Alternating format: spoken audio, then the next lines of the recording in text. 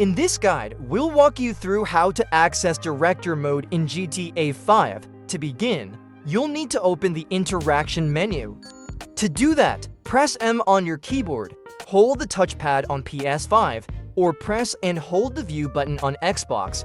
Once the interaction menu appears, scroll down to find the Director Mode option and select it. After selecting it, you'll enter Director Mode. If you'd prefer, you can also return to Story Mode. But for now, let's stay in Director Mode. Now that you're in Director Mode, look for the Director Mode text in the top right corner.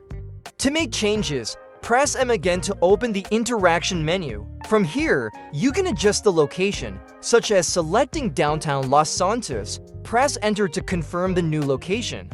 In the settings menu, you can also adjust the time of day, change the weather, and modify your wanted level. To exit Director Mode and return to Story Mode, simply scroll down and select Quit Director Mode. That's all for this tutorial. If you found it useful, don't forget to like and subscribe. Thanks for watching.